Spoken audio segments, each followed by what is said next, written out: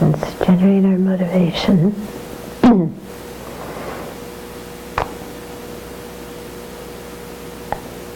If we begin by being in touch with our own suffering, then our refuge becomes quite deep, because we very much feel the wish, the need, the urge to change. And so we turn to the Buddha, Dharma, and Sangha for spiritual guidance, and our taking of refuge becomes very sincere, because our wish to change and our wish to be free of our dukkha is very intense and very sincere. And when we take that same feeling that we have towards our own dukkha and then see that everybody else has the same kind of dukkha in samsara, then the intensity with which we want ourselves to be free, we can also feel for others and want them to be free of their unsatisfactory conditions as intensely as we want ourselves to be free. So that first wish is commonly called the determination to be free. But it's actually having compassion for ourselves, wanting ourselves to be free of dukkha. So try and feel that in your heart.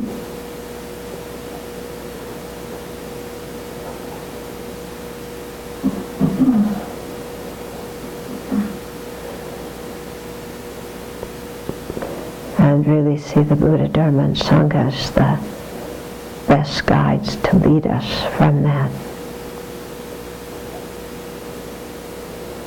And so take refuge in them.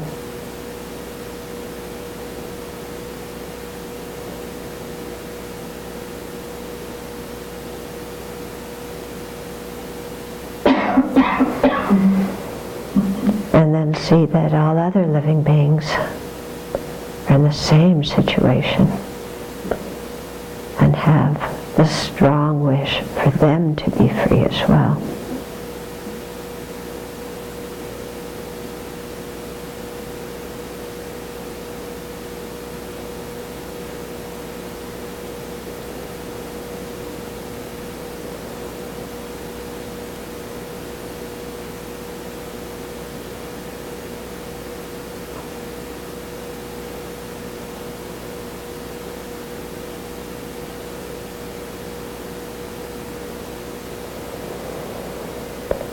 And similarly turn to the Buddha, Dharma, and Sangha for spiritual guidance, for a way to remedy the situation.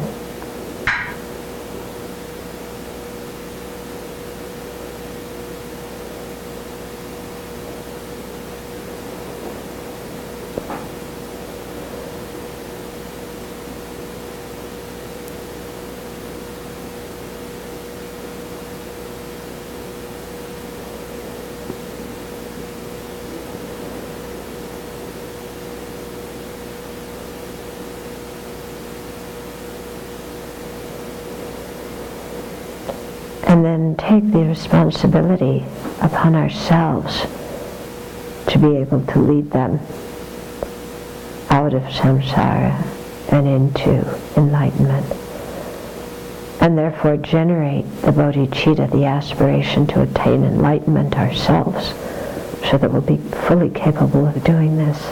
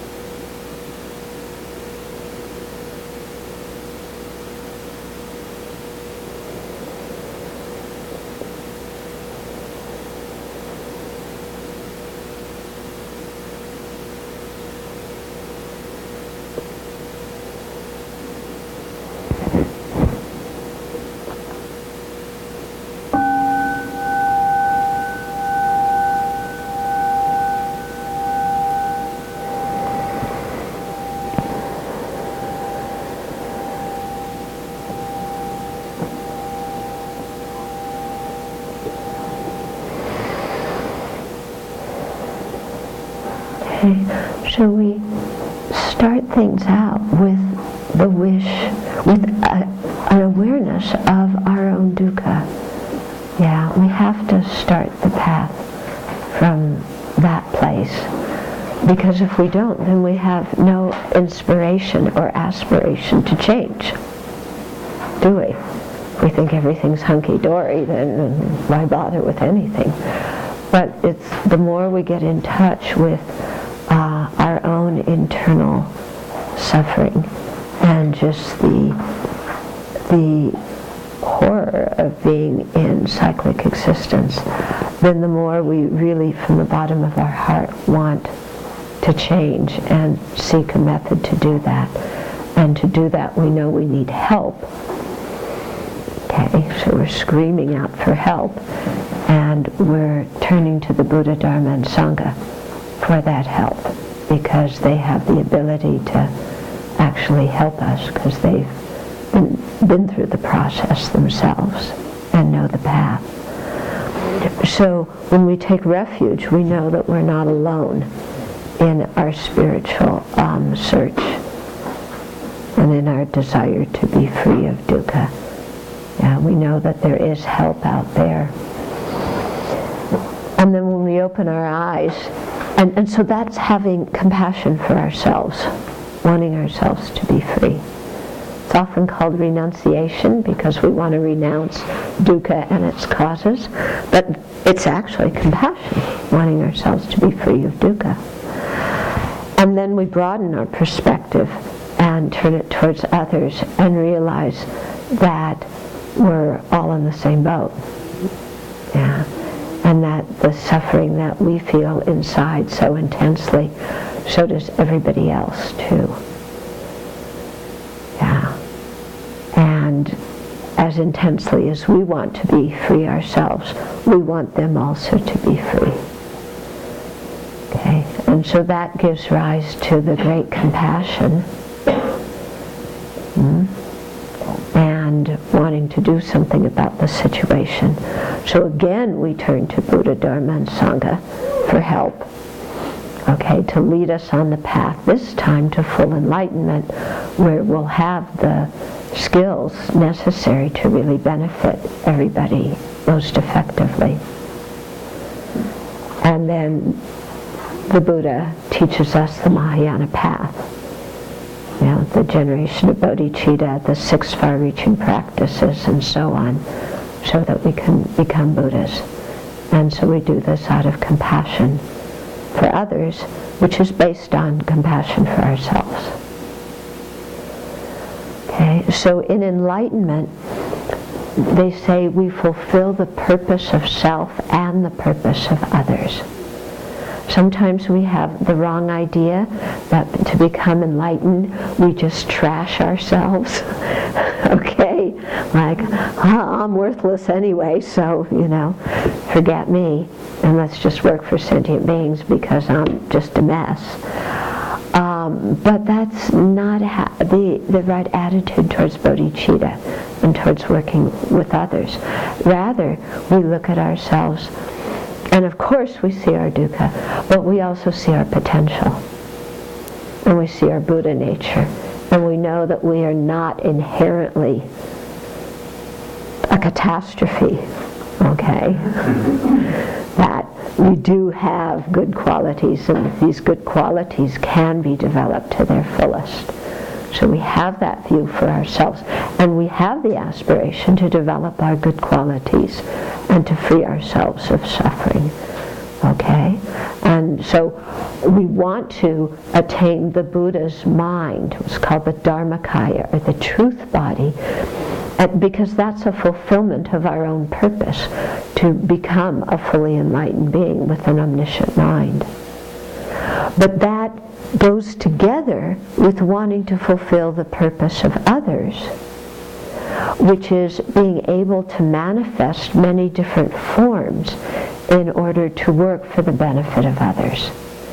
And so that those different forms are the Rupakaya, or the form bodies of the Buddha. So they can be emanation bodies, they can be resource bodies, but the different forms that a Buddha manifests in order to connect directly with sentient beings and to benefit them. And so wanting to attain those form bodies is wanting to fulfill the purpose of others, because it's through having those form bodies that we'll be able to benefit everybody most effectively. Okay, so you see, in the stage of enlightenment, we fulfill our own purpose in having the Buddha's mind, and the purpose of others in having the Buddha's form bodies. And we need both of them. Okay? And so for that reason, we need both bodhicitta and the wisdom realizing emptiness. We need both the bodhisattva practices and the wisdom that understands reality. Yeah. And in that way, they say we have both wings of the bird. Yeah, because a bird needs two wings. Yeah, so we have method and wisdom, compassion and wisdom, and then we fly off to enlightenment. Okay, for the benefit of everybody. Okay, so we have this bodhicitta aspiration, and it's also based in very strong refuge and trust in the Buddha, Dharma, Sangha to guide us, so that we really feel that there's help out there in the universe, that we aren't just stuck all alone. And that's important, isn't it? Yeah. I don't know about you, but some of my bleakest moments have been when I thought there's no help out there. Yeah. But when you know there's help, then there's hope. Yeah. And so then there's inspiration and aspiration. Okay. So I thought this morning to talk a little bit, instead of going right into the text, which I'll do this afternoon, to talk a little bit about the ways of generating love and compassion in the Mahayana tradition. Because we're praising compassion a lot. And you might be thinking, yeah, compassion sounds good, but how do I have it? Yeah, because I remember as a kid hearing, especially around Christmas time, love thy neighbor as thyself, and may everybody live in peace and be kind to each other. And I looked around me and I didn't see anybody loving their neighbor as much as they love themselves. And I didn't see anybody, giving up something for the cause of peace among the group.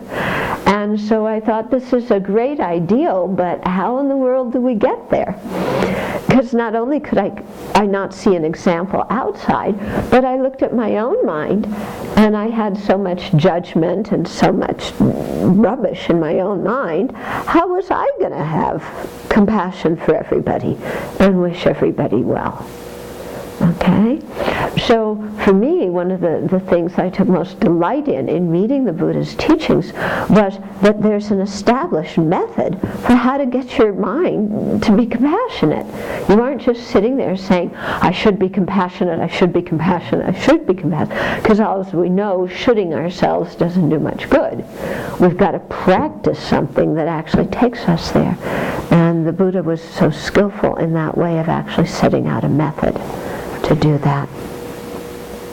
So there's two methods for generating bodhicitta. Okay, one is called the 7-point cause and effect instruction, and the other is called equalizing and exchanging self with others.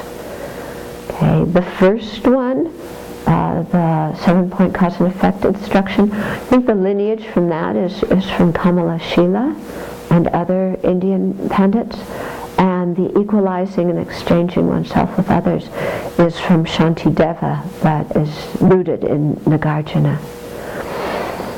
So there are two very, very beautiful ways of doing it. Both of them are predicated on being aware of the three kinds of dukkha in terms of ourself. You know, we have to first be honest about our own situation. Yeah, we can't skip over and ignore our own situation. As much as we would like to, you know, because it's hard getting in touch with our suffering. I mean, we can be in touch with our suffering and complain and whine about it. That level of in touch with our suffering we're really good at. You know, complaining, whining, got that one down pat.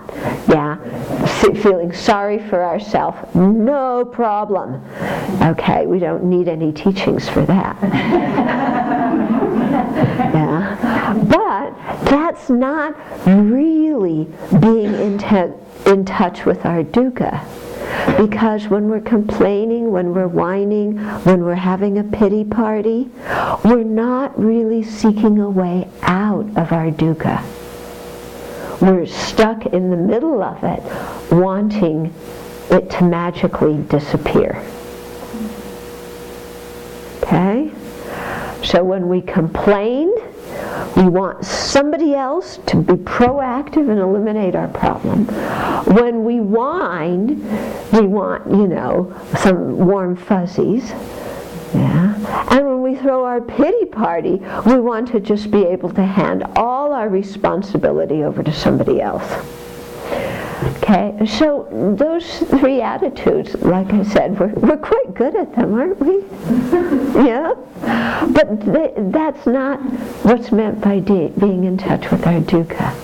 Yeah? So being in touch with our dukkha is really, with a clear mind, being able to see our own ignorance, anger, and attachment, and to be able to see the patterns that they take in our mind, our own specific way of the mind getting itself all tied up in knots. So we all have the same afflictions, but the way they play out, we have our own refined little neurosis, you know. Don't we? Yeah. So we have to really see that and be honest about it and not be afraid of it in a panicky way. Okay? We're concerned that it's dangerous. We know that if we continue in that way, having a good rebirth is going to be difficult, let alone attaining liberation and enlightenment. Okay? So we know that there's some danger in not dealing with our stuff, but we aren't panicked about it and like, you know, we don't need a tranquilizer to face it. Okay? What we need is a clear mind with wisdom that says, whoa, you know. And sometimes it's rather shocking, isn't it? When we really look at our own stuff. It's really rather shocking and horrifying and like, oh my God, I didn't know I had all that stuff inside to work out. Okay, but you look at it clearly, but with a mind that knows that we have the ability to work it out. Because we know there's valid sources of refuge, so we know there's help, we know there's valid methods that can help us. So we're able to look at it with a sense of confidence that we're going to be able to overcome it, not that it's going to overwhelm us. Okay? So that confidence that we talked about yesterday, and especially, understanding that we have the Buddha nature is very, very important. Because then we can look at our stuff with some feeling of there's still some stability in spite of looking at the mess. Okay, do you get what I mean? It's like you could walk into a bombed out house and you can go, it's bombed out, you know. Or you could walk in and you could just stand there and bear witness, take it all in, and know that it's possible to clean it up and make a very beautiful house again. Okay? So it's that latter kind of attitude that we want to have. So first we have to have that compassion for ourselves based on awareness of our own dukkha. And then we shift that awareness of the dukkha to others. Okay? That's one step. And then we also train our mind so that we feel close to others. Because feeling close to others, sometimes our internal stuff, sometimes that mess in our mind prevents us from really feeling close to others and seeing them as lovable. So we have to practice seeing them as lovable and kind in order to overcome our own internal prejudice and hatred and bias and resentment and so forth. Okay? So, in the 7-point instruction of cause and effect, okay, it shows one method to do that, to develop that kind of love and compassion and then bodhicitta. So that's what we'll talk about today, or this morning at least. And this is, many of you have heard these teachings before, but I don't know about you, but every time I hear them, they go in a different way, and I'm able to feel them and experience them in a different way.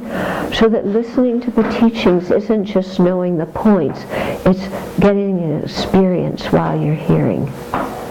Okay, at the beginning you have to struggle just to get the, okay, what are the 7?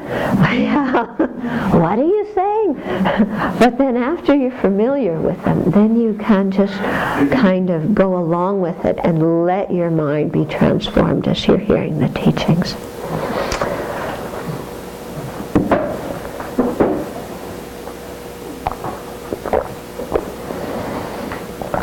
So before the 7 points, we actually start with another preliminary meditation, not only the one of awareness of our own dukkha, but the one called equanimity. Okay? And the purpose of this meditation is to develop impartiality in our mind and to free it for attachment to dear ones, anger or hostility, aversion towards people we don't like, who for the sake of convenience we'll just call enemies. Anybody that we don't like or we feel threatened by or we're afraid of, we'll just call them an enemy. And apathy for strangers. Because these three, the attachment, the hostility, the apathy, these are our 3 most common reactions towards others. Yeah, we see somebody we like, and our mind becomes like bubble gum, and it sticks to them. Yeah. Oh, this one's so dear, so wonderful. I need them, they need me. I never want to be separated from them. You know, and so we have that attachment. That's an obstacle. Okay? Because it makes us very biased towards some people, so that when other people come in our lives, we just ignore them. Who are the ones that we ignore? Very much the strangers, the people we don't know. The guy at the gas station, the person in the bank, the person, driving past us on the highway. Yeah, they're just like faceless people. Yeah. And we don't really care. We're apathetic. As long as they don't bug me, who cares? Really, we're like that. I know it sounds very callous, but it's true, isn't it? Yeah? As long as somebody doesn't bug me, just, Okay? So that's an obstacle too, because how can we have love and compassion if we have that kind of blasé attitude towards people? If we don't really care about what their internal experience is. Yeah, it's hard to have love and compassion for them. So the apathy is an obstacle. And hostility, or aversion towards the people that we don't like, who disagree with us, who harm us, who cause us problems, who, threaten us, who disagree with our opinions, who criticize us in public. All these people, we just we have a little bit more energy for them than we do for the strangers. The strangers, it's just, I can't bother. The enemy, we want to throw them out the window. Yeah. May you have suffering and its causes. Yeah, as soon as possible, as much as possible, because that way I'm getting my revenge. And by your suffering, then you will learn that I am right, and you'll change your mind and do things my way. Isn't that how we think? Yeah? If I cause you so much suffering, you'll decide that to do things my way and to love me after all. Very logical, isn't it? Yeah? Very logical. This is our national policy, too. Yeah? We will balm you until you do things our way and decide that you love us. So our personal strategy and our international strategy work equally poorly. Yeah. We can't extend animosity towards others and expect them to feel close to us. It doesn't work. Okay, so that animosity is a big problem, big obstacle for having love and compassion too, isn't it? Yeah. Hold your questions for right now. So we need some kind of method to overcome that. So that's the equanimity meditation. So there's a few things in the equanimity meditation. One way to meditate on it is to see that of those three categories, one person can bounce back and forth through all three categories. That those categories are not fixed. Okay. My first grade best friend has subsequently become a stranger. Okay? The person who was a stranger to me in first grade has subsequently become my best friend. The person who was my best friend in second grade is now my worst enemy who I can't stand. And the person who was my enemy in second grade, who threw sand in my eyes, has now become my best friend. Okay. And in third grade, the person who was my best friend is a stranger now. And the person who was my enemy, who made fun of me on the playground, is also now a stranger. So if we look at different points in our life, the people that we put in these categories continue to change, don't they? And even within one day, you could have somebody who you're very, very close to, but when they do something that you don't like, they temporarily go in the enemy box, and you have a big blown-out fight with them. Yeah. Then when you make up, they go back in the friend box. So, just in a matter of hours, they can go back and forth. Okay? So, if we see that none of these categories is stable, then that helps us to not get so immersed in our emotions towards whoever we happen to put in these categories at any particular time. Because we know that within a finger snap, it could all change. So one of the common examples, and this is, you can adjust it to your own way of doing things. But a common example is, okay, there's a person on this side and a person on this side. Okay, so today, this one gives me $1,000. So they're my friend.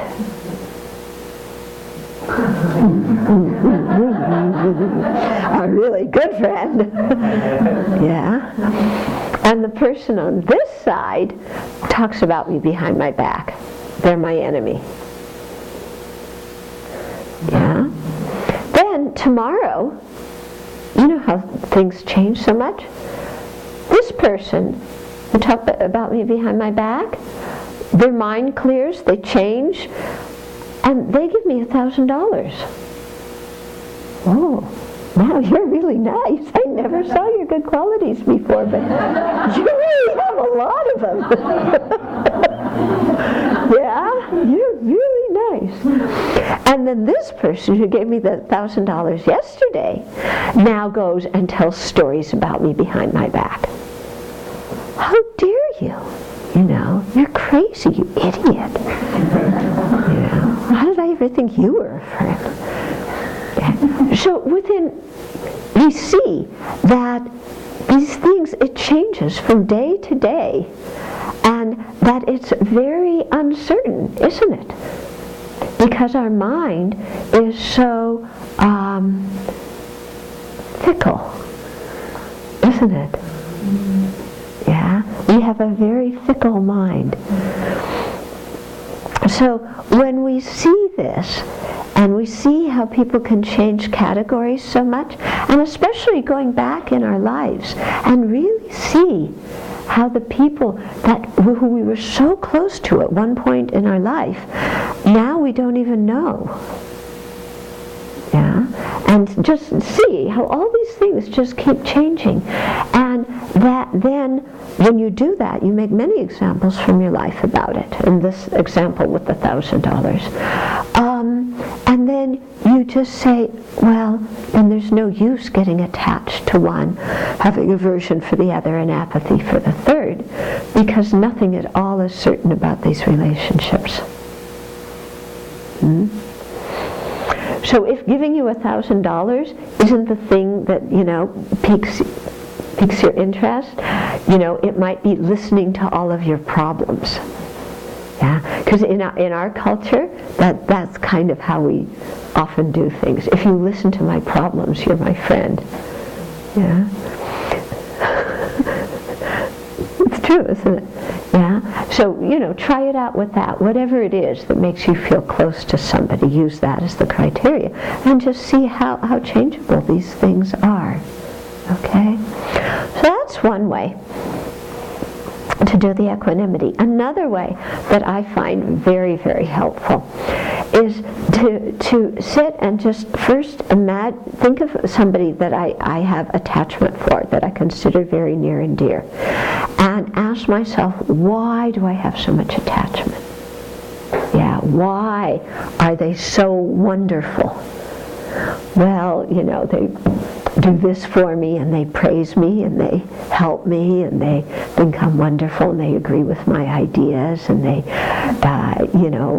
encourage me when I feel down, and they give me presents, and they tell other people how nice I am, and they tell me how wonderful I look, and blah, blah, okay?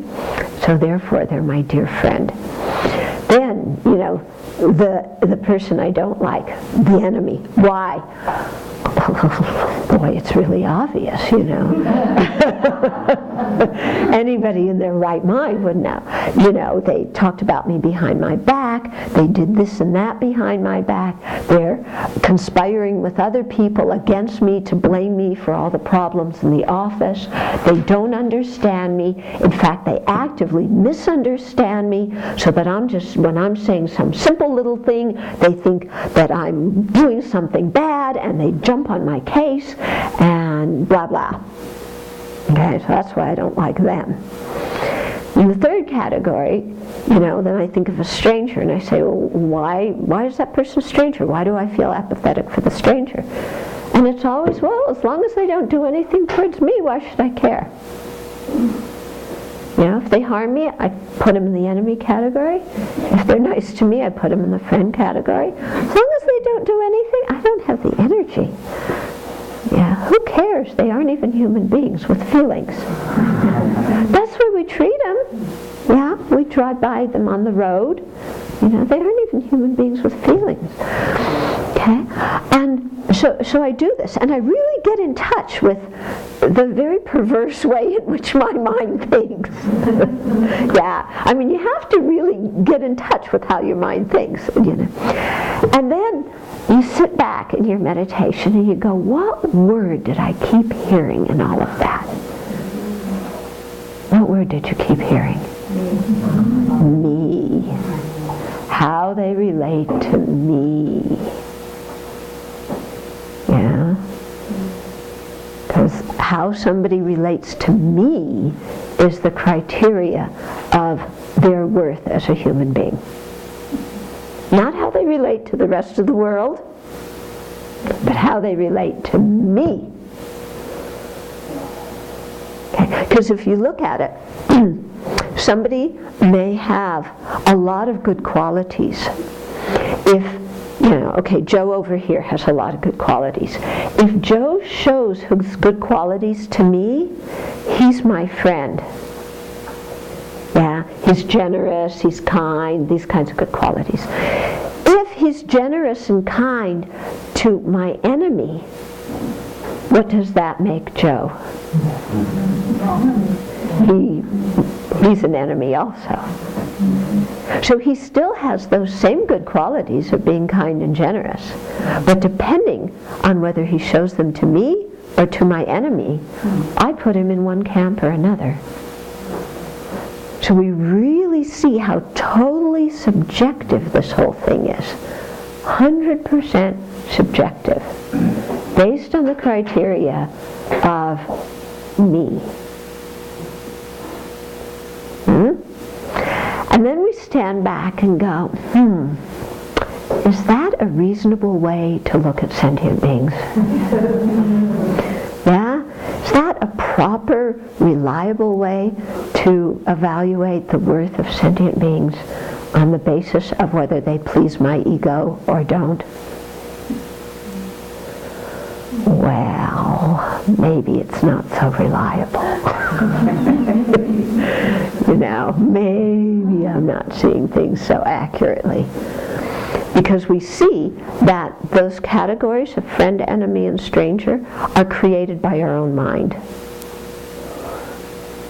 They don't really have to do with the other person. That example of the person with the good qualities, yeah, they don't really have to do with whether that person has good qualities. It has to do with me and how they relate to me. And so what would happen if I dropped that criteria of how they relate to me? What would happen if that weren't the criteria of how I evaluate others? And if I was just able to see them, you know, as sentient beings who want happiness and don't want suffering. Because the bottom line is, that's the way they all are. They all want happiness and don't want suffering. And they've all been friend, enemy, and stranger to me. So I shouldn't get hung up in that kind of temporary thing, but rather really look below the surface at them and see that they all want happiness and don't want suffering. And so thereby let ourselves have an equal-hearted, you know, openness towards each one of them. Not clinging to this one or rejecting that one, but having an equal-hearted openness and concern for each one. Okay?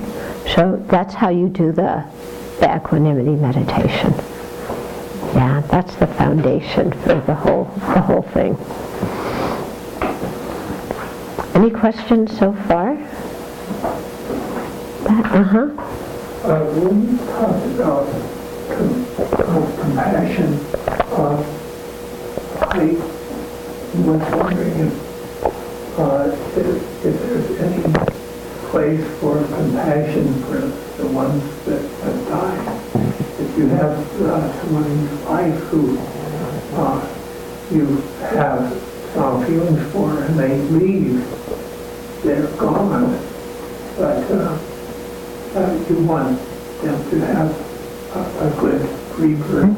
And so the compassion could extend to that. When you're talking about the living people being compassionate toward all sentient beings, that should include the ones that have gone. Okay. So when we're talking about compassion for all sentient beings, shouldn't that also include the ones that have passed away? Definitely. Definitely. It doesn't mean just the people that we see here in front of us on planet Earth. It means everybody throughout the entire universe. So we may have been close to somebody, earlier in this life. That person dies. They're reborn somewhere. Yeah, they're different than they were when we knew them, but we still can have compassion for them. They're still definitely within the field of our compassion. And I think it's quite good when we're close to somebody and they pass away, that then we create merit and we dedicate it for those people, so that they may have a good rebirth and may meet the Buddha Dharma and practice and attain enlightenment. Just on that point, can you also kind of dedicate merit to people that you don't like, so that try and change how you think about them? Yeah, so can you dedicate merit to the people that you don't like, so you can, as a way to help you change how you think about them? Very definitely. And I find that very helpful if I really make strong prayers for the people that I don't like, because if I look at the behavior that the people that I don't like are doing, how they're thinking, what they're saying, what they're physically doing, I see that they're doing all of that because they're unhappy. So then, if I make prayers, may they have a happy mind. May they be free of whatever obstacles are holding them back. May they be free of their anger. May they be free of, the bad living conditions they're stuck in. Yeah, I think that can be very, very good. Yeah, because it also helps us see that they aren't inherently like that. They're just that way due to causes and conditions. Yeah, because when we see somebody we don't like, we kind of think they're inherently that way. But they aren't. It's just because of certain causes and conditions. Some came from their previous life, some may be how they're brought up this life, some may be the social conditioning that they have this life, or the environment they were raised in. Yeah? So I think that's quite good to dedicate for those people.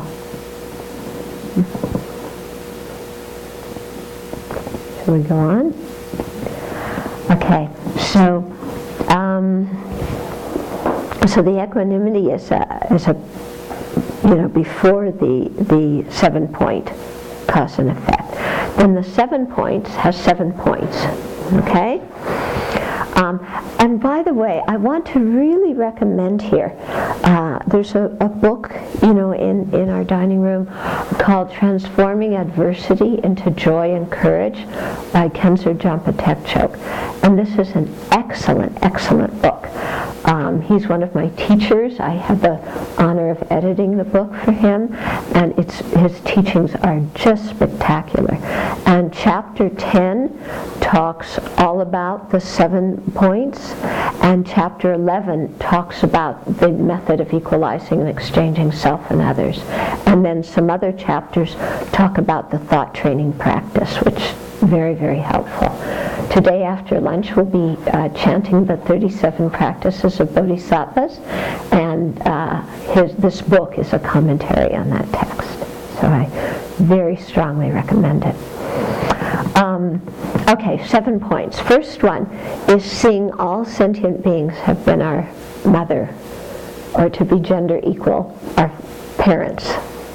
Okay? Then second is that they have been kind to us as our parents. Third, to have a feeling wanting to repay that kindness.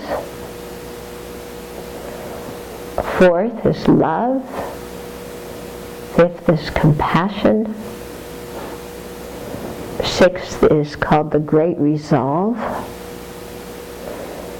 And those 6 are the 6 causes. And then the one effect is the 7th point, which is bodhicitta. Okay? So, the first one, seeing all sentient beings have been our parents. So this involves some sort of feeling for rebirth, which not everybody here has. You know, we weren't necessarily brought up in a culture that talks about rebirth or that, you know, thinks in that way.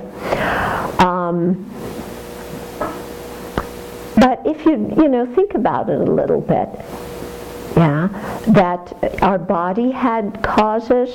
You know, we're a being that has a body and a mind. Our body had causes, and those causes existed before this body came into existence. Okay, the sperm and egg of our parents, everything they happened to eat. And then our mind, which joined with the sperm and egg at the time of conception, it also must have had causes. Okay, so just as the causes of our body existed before the body of this life, the causes of our mind existed before the mind of this life. And we trace it back, one way to posit it, is the mind of a previous life. That same continuity of clarity and awareness of what we call consciousness or heart or mind. Okay? So that's one way to just get some feeling for, okay, there were previous existences.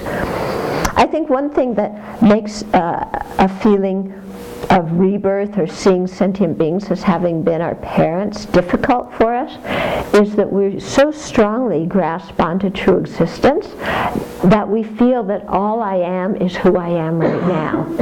That's all I am, all I've ever been, all I will be is this body right now. And it's almost as if we can't imagine being children. We're so stuck in the identity of I am who I am now that can you even imagine being like 1 month old? Can you look around this room and imagine what everybody looked like when they were 1 month old? Does it even seem possible that all of us were once little infants? When you look at all these adults in this room, does it seem possible to you? That once they were all sitting there, you know, with their diapers and their bottle, and it seems hard to imagine, doesn't it? Because we're so stuck in thinking what I see now is all that is. And yet we know that we've all been these little infants. All wrapped in the blanket, you know. So sweet. All with my hairdo.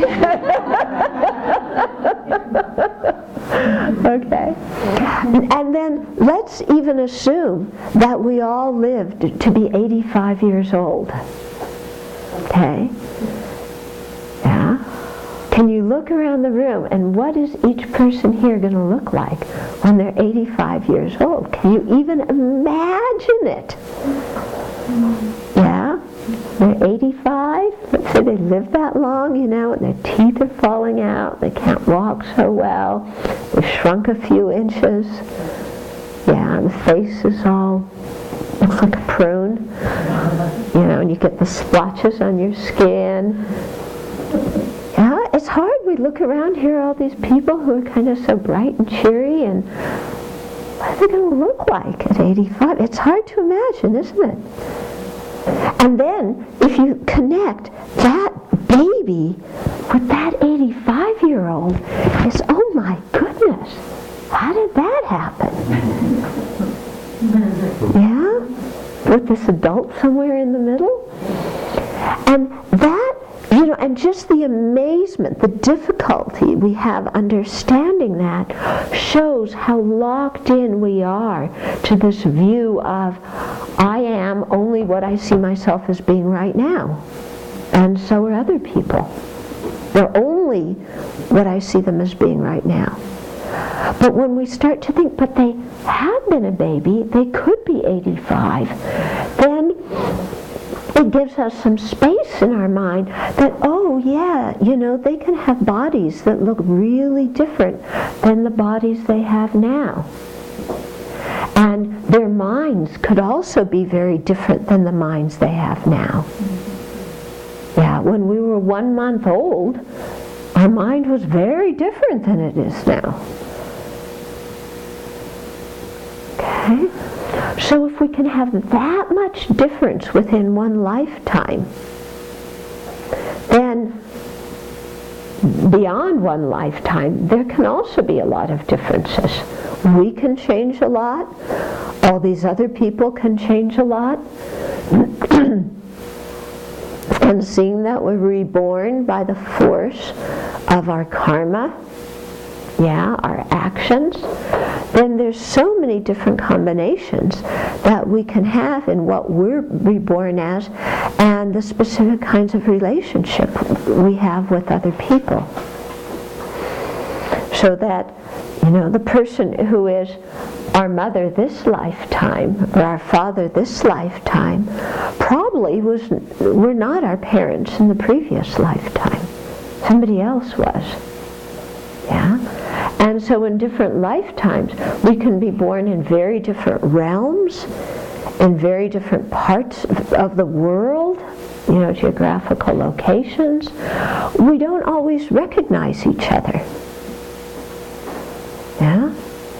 I mean, if your mother and father were to go into a time machine and become infants, and you saw them, while you were walking down the street, would you recognize them as your mother and father? Okay? But they still are. They just happen to go in the time machine backwards. Yeah? So if we kind of play around with this is an interesting thing, even if you don't have a strong belief in rebirth, play around with it a little bit. My body hasn't always looked like this. My mind hasn't always looked like this. Same with other beings. Yeah?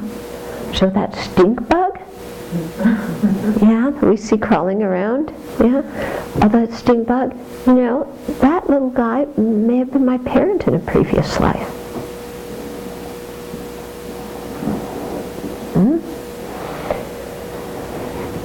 And if your parents of this life are deceased, it could have been your parent of this life. Reborn like that. And then similarly, we haven't always been human beings. We may have been born as, a squirrel, like our little squirrels. So we were a squirrel, so then we had a mommy and daddy squirrel, who took care of us. So many different life forms, many different kinds of lives all around in cyclic existence. And in so many of them we had parents. So just thinking that they've been our parents, that's the first step. The second step is then remembering that they've been kind to us as our parents. And so here we start thinking about our parents of this life and how they've been kind to us. If you have problems thinking about the kindness of this life's parents, then whoever it was that brought you up, who showed you kindness when you were little, think about that person's kindness. But the point is here to really see that we were taken care of as a child. As much as in our culture we harp on how neglected we were as kids, actually we survived and we lived, and which means that other people took care of us. Because as infants, we had no ability to take care of ourselves. And so, if nobody took care of ourselves, we wouldn't be alive now. So the fact that we're alive now means that we were the recipient of a great deal of kindness when we were kids. And I think that's something that's very important for us to understand. Yeah. And to really feel that kindness. And okay, our parents weren't perfect. They had their own stuff, didn't they, going on in their lives. But they did the best they could, and they did an awful lot because, bottom line, they kept us alive. And on top of that, they also gave us an education. They made sure we learned how to tie our shoes, and they potty trained us, thank goodness. And they, made sure we did our homework. They taught us all sorts of things. And so to really kind of go through and remember, imagining, we may not be able to remember being an infant or a toddler, but imagining that and imagining how, people took care of us, either our parents or some other caregiver. Yeah? They must have, because we're alive. So they fed us when we cried. They changed our diaper. They cleaned up our poo. Yeah? That's very kind of them. Yeah? Would you want to go around cleaning up everybody else's poo? Yeah? They changed our diapers. Yeah? When we were cold, they put a blanket on us. When we were hot, they took the blanket off. Yeah? They taught us to talk.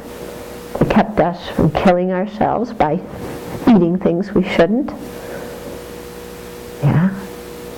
Kids just pick up any old thing. It goes in the mouth, doesn't it? Yeah, it could be very dangerous. Yeah, so they kept us from killing ourselves. They really did a lot for us. And so, thinking about this, and thinking about what they had to go through in order to provide for us. I mean, they had to go out and hold down a job, yeah, or try and hold down a job, try and get money some way or another in order to take care of us, because we were little kids and couldn't take care of ourselves. And, there's no child labor in this country. We didn't go out to work. We just sat at home and said, but the kid across the street has that new toy. I want one too. And then, left it for our parents to go out in whichever way they could to try and get some money to give us the new toy that we wanted, that we took for granted, that we played with for 5 minutes and then threw away. So, when we really sit down and think about this and what our parents' lives were like and what they did for us and, how many people contributed to teaching us and keeping us alive when we were little, then we really get a sense of the kindness of sentient beings and that we've been the recipient of a lot of kindness. Yeah. And they all had their faults, okay, but, the fact is they've been very kind to us. And then we look at other sentient beings and we say they've been kind to us in the same way. Okay? When I was born in a previous life, they were my mother and father and took care of me. Okay? When I was born as a dog, when I was born as a cat, yeah, all these different rebirths, then there was always somebody who took care of me. And it wasn't always this life's parents. It was all these other different sentient beings as we're all blown around by the winds of karma. At City of 10,000 Buddhas, where we were last week, they had some peacocks who had just had chicks. And you could see Mama Peacock educating baby peacocks. Yeah? Yeah, and I remember the peacocks at Cloud Mountain too, and how in the evening Mama would sit on top of all the babies to keep them warm. Yeah? And so just to think, some lifetime I was a peacock, and there was a Mama Peacock who took care of me. In some lifetime I was a cat. And there was a Mama cat who took care of me. And so just, thinking like this, that we've all been in all sorts of relationships with each other. So it's not just the parents of this life that have been kind. It's all sentient beings who have been kind to us because they were our parents. And so when we meditate very deeply on that, really going back through and thinking of all that kind of kindness received in this life, received in previous lives, then automatically there arises in our mind a wish to repay that kindness. Yeah. We kind of have that as an automatic thing. When we've been the recipient of kindness, we want to give back, don't we? Yeah, we feel connected, we want to give back.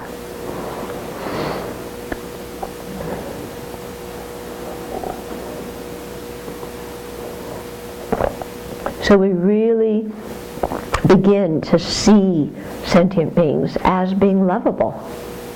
Yeah, they've done so much for me. I'm so grateful. It doesn't matter how they're reacting to me now, but because I know in the past, from beginningless lifetimes, they've been so kind to me. So a little harm this life, it's nothing, considering the kind of kindness they've shown me in the past. So really having that feeling of, the kindness of mother sentient beings. That's why in a lot of the prayers they talk about mother sentient beings, father sentient beings, parent sentient beings. Thinking about what they did. And, having a feeling of heartwarming love towards them. So that takes us, that's the first 3 steps. Seeing them as our parents, remembering their kindness, having a wish to repay the kindness. Then the 4th step is generating love. Okay? And love is simply the wish for sentient beings to have happiness and the causes of happiness. Here, remembering that the causes of happiness, the deeper causes of happiness, is virtue, good karma, merit. Okay? And generating compassion, which is the wish that they be free of suffering, and the causes of suffering being their own negative actions. Okay? So these two, the 4th and 5th branches of love and compassion, it's listed love and then compassion, but in actual fact there's no fixed order. Sometimes you can generate compassion before you generate love. Sometimes it feels better, let's wish them to be free of their suffering before I wish them to have happiness. Sometimes you might want to wish them to have happiness first and then be free of their suffering. So there's not a fixed order there. Okay? But you see that if we cultivate love based on equanimity, then the love, compassion can go equally to everybody, no matter who they are and how they've treated us in the past. And if we see each one of them as having been our mother and having been kind, then there's a very strong feeling of connection with them that makes our love more intense. Yeah, because we feel so connected to them, because we see their kindness. Okay. So here, the meditations on love and compassion. When you do them, one way to do them is to start with, at the beginning, with equanimity, and then seeing them as our parents, as having been kind, repaying our kindness, and then really focusing on wanting them to have happiness and its causes, wanting them to be free of suffering and its causes. Of course, this also necessitates really thinking about, well, what is happiness? And what is suffering? What is dukkha? And what are the causes of both of them? Yeah, it's really important that when we're doing this, that we're not just thinking, may they have happiness and its causes. So may they have a country home, may they have the cause of that, $1 million. May they, have a very loving family relationship, and the cause of that, may they meet the right people. Not, it's fine to wish people that kind of happiness, but let's also remember that kind of happiness is the dukkha of change. Okay?